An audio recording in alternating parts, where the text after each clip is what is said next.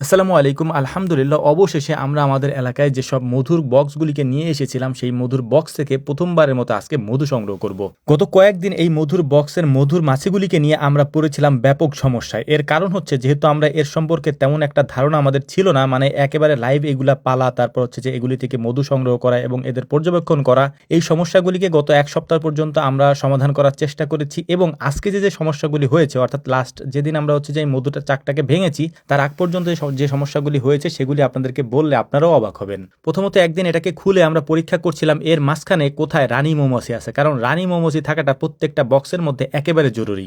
আর এটা করতে গিয়ে বা এটা খুঁজতে গিয়ে যে পরিমাণ মধুর মাছির কামড় খেয়েছি, তাতে আমার হাতের অবস্থা একেবারেই খারাপ, হাত ফুলে একেবারে আলুর চপের মতো হয়ে গেছে।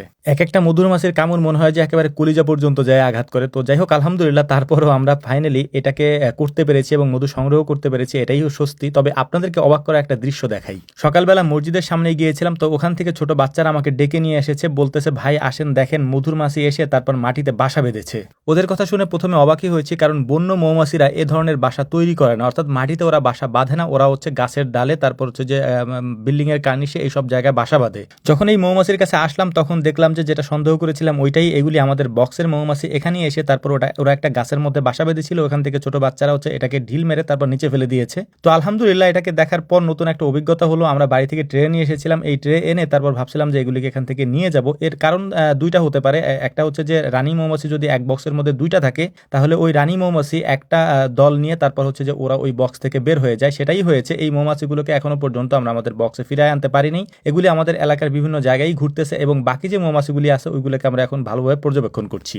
আপনাদের জ্ঞাতার্থে একটা জিনিস বলে নেই, আপনাদের যাদের মধু লাগবে স্ক্রিনে আমাদের নাম্বার দেওয়া রয়েছে এবং হোয়াটসঅ্যাপ নাম্বার আছে, কল নাম্বার আছে। এখানে কল দিলে বা হোয়াটসঅ্যাপ করলে আমাদের সাথে যোগাযোগ করতে পারবেন এবং মধু অর্ডার করতে পারবেন। আমাদের কাছে বর্তমানে কালোজিরা ফুলের মধু, এর পাশাপাশি হচ্ছে মিক্স ফুলের মধু, এর পাশাপাশি ধনিয়া এবং কালোজিরার মিক্স এইটার মধু এবং সরিষা ফুলের মধু আলহামদুলিল্লাহ আমাদের কাছে এখনো আছে। আপনাদেরকে এটাও বলে দিই, আমাদের মধুগুলো আমরা সংগ্রহ করি হচ্ছে মাগুরায় আমাদের যে খামারগুলি রয়েছে সেই খামারগুলি থেকে আমরা মধুগুলি নিয়ে আসি। এই বক্সগুলি আমরা সেখান থেকে নিয়ে এসেছি এবং আমাদের এখানে যেহেতু ফুল কম হয় এ কারণে মূলত এখানে বেশি বক্স আমরা আনতে পারিনি। তবে যে কয়েকটা বক্স এনেছি এখানে ভালো পরিমাণে মধু আমাদের হয়েছে, এটা আমি আপনাদেরকে আজকেই দেখাবো ইনশাআল্লাহ।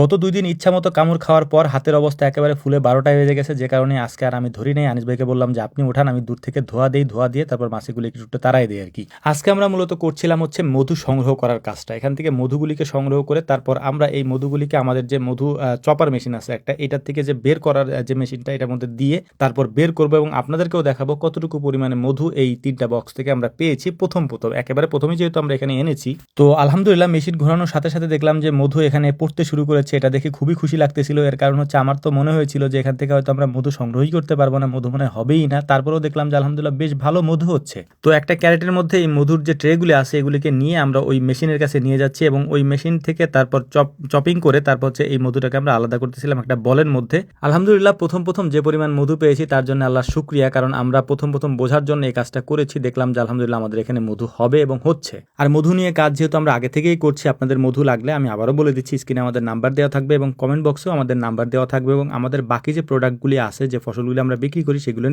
লিস্টও দেওয়া আছে। এগুলি দেখে আপনারা অর্ডার করতে পারবেন। তো আমাদের জন্য দোয়া করবেন। আসসালামু আলাইকুম রহমতুল্লাহ।